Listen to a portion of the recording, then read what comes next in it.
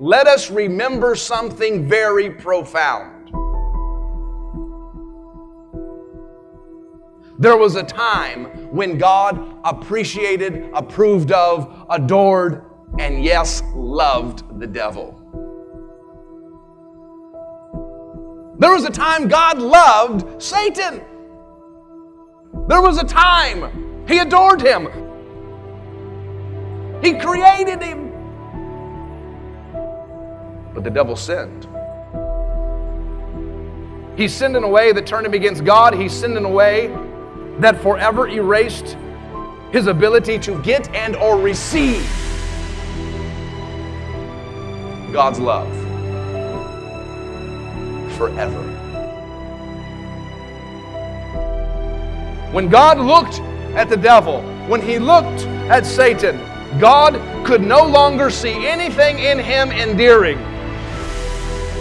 Gone were the traces of His Creator. Gone were the traces of anything redeemable. Gone were the traces of anything endearing. Gone were the traces of anything beautiful. Gone were the traces of anything that made God love him. Gone. Forever. And what I'm about to say to you right now, my friends, might cause spiritual shock. Like Satan, there will come a day when God will no longer love lost people. There will come a day when God will no longer love humanity. Humanity will no longer be endearing to Him, appreciated by Him. He will no longer see the traces of His creation in human beings. There will come a day when the redeemable qualities of humanity will cease to exist according to God. When the image of the Creator will no longer be visible to God in people. A day when God ceases to love mankind who is lost.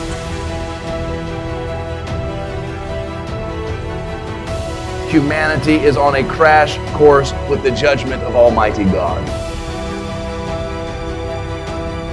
And God, listen, God does not judge anything in a condemning way that He loves.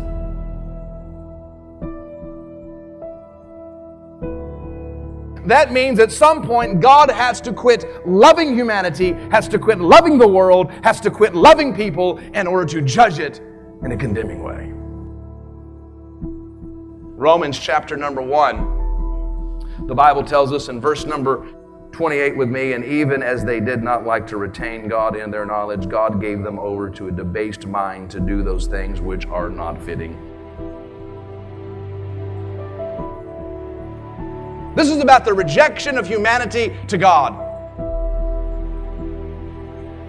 In this very room, right now, within the sound of my voice, wherever you are, I want you to know that God's love is very, very, very much alive for you. He loves you! But here's the danger. The more you continually reject God's love, the more you resist God's mercy, the more you shun God's kindness, the harder your heart becomes. You can reject Him so much. The more you reject Him, the harder you become. The more you push God off, the colder you become. The harder you become, the more you reject Him. You lose the traces of the Creator. See, rejecting God causes you to lose traces of God. Every person that's ever met God face to face thought they were going to have another chance. People often get angrier with judgment. We don't fully realize, friend, how hard we can actually become.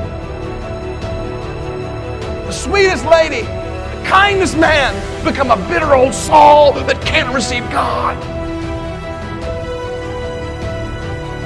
May it not be of you. May it not be of me. Humanity has become self-destructive because humanity has a grudge against God. We have a grudge against God. Not only does it put us at war with God in our own hearts, but a grudge with God keeps rejecting His mercy. I believe in God. Friends, your actions betray you. I'm a believer. Your life betrays you.